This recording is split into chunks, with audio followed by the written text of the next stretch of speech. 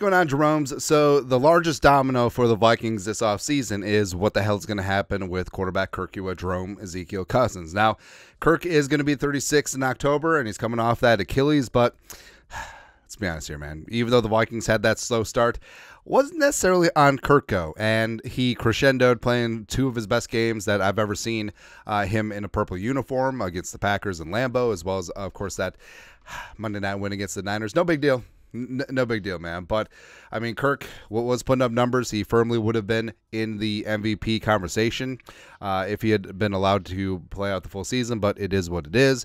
SpotRack estimates that his market value is around $39.6 million, which seems a little low. It does, and like we said, even though Kirk has age going against him, I do think that Kirk Cousins, if he's back with the Vikings and also abating and prorating those dead cap hits, that I think that he would be in the, if it was a pure open market, probably talking about the Kyler, Deshaun Watson sort of area, 45, 46 million per year, and I feel like most Vikings fans, as a right meow, are like, okay, Kirk, we know he meshes well with Kevin O'Connell. Justin Jefferson obviously loves him, and if they want to go for this pin in 2024, Kirk does give them a really good chance, and also it doesn't preclude them from drafting the quarterback of the future. But if Kirk is going to stand on business and demand multi-years and big-time guarantees and 40, 45 million plus, go get your dough. Someone else will pay you, and the Vikings will start over from scratch and go all in for their quarterback of the future. And that's sort of where I'm at too, where you need to throw Mahomes out, right? So the Mahomes 10 years, $500 million deal is such a misnomer. Plus, they're probably going to revise that a little bit.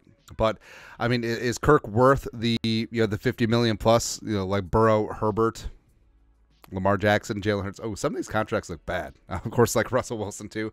No, but does he deserve more than say Daniel Jones, Dak Prescott, Derek Carr? Yes. Yes, he certainly does. Also, I mean, the Josh Allen deal looks like a discount now, doesn't it?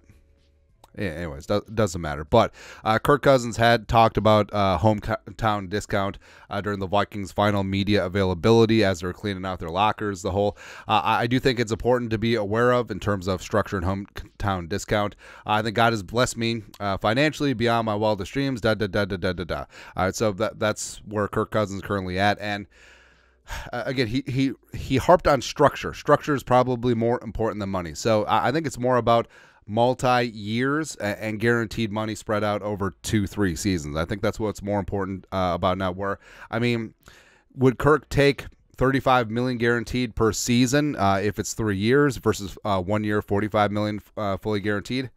Probably. Probably. I think that's where he currently is at. And he was on with Sky Sports last week ahead of the conference championship games. And also, question, how come Kirk is always dressed like he's going to be a door-to-door Bible salesman? It was like, have you heard the good word?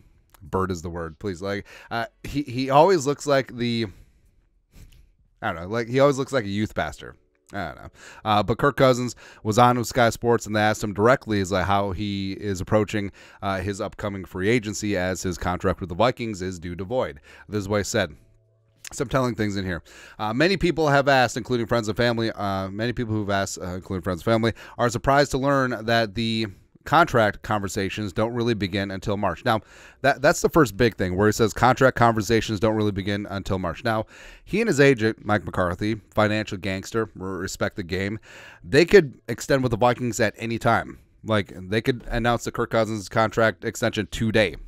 So, obviously, not privy to what's going on behind the scenes, and Kirk's agent wouldn't really be doing his job if he's not at least touching base with the Vikings. But Kirk doesn't seem like he's the type of guy who is going to play games, right? I feel like what you see is what you get with Kirk. So if he says that contract conversations don't really begin until March, I believe him. And that means that they're going to explore the market.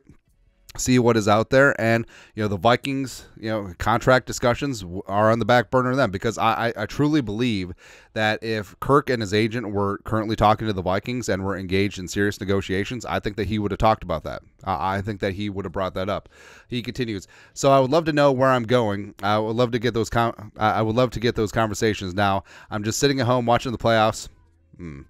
Don't really have much going on except for rehab, but I really have to wait until the first couple of weeks of March to begin those conversations. So I would love to know where I'm going. And again, that plays into the whole, we're waiting until March. We're going to explore the market. We want to see what other teams can bring to the table. And that doesn't rule out the Vikings per se, but also I think that the idea of a hometown discount is going to go bye-bye, especially if he does get a significant offer.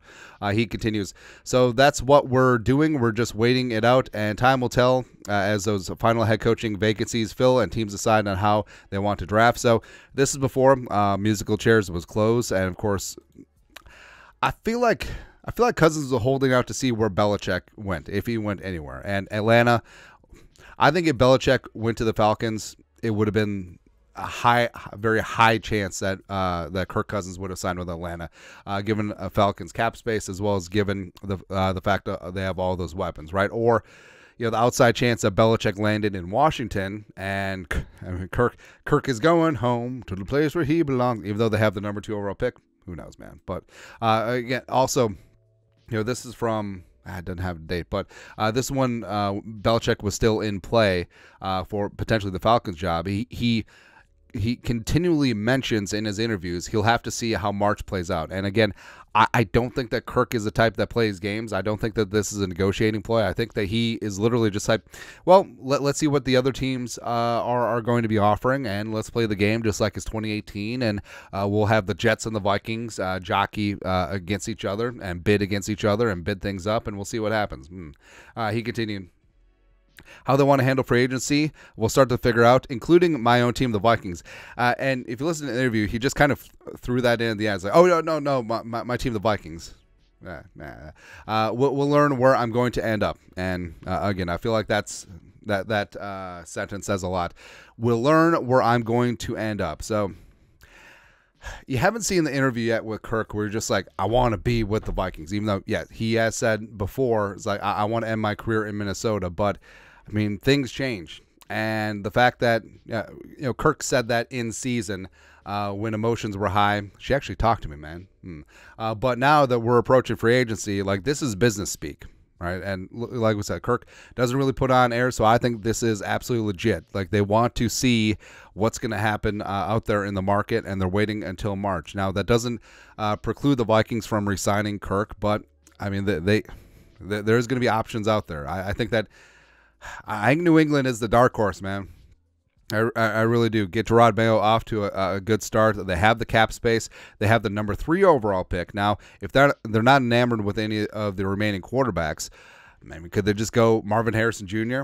Would make sense. Hot Atlanta, even with no Belichick, could potentially be a spot. Tampa Bay, if Baker leaves, sure.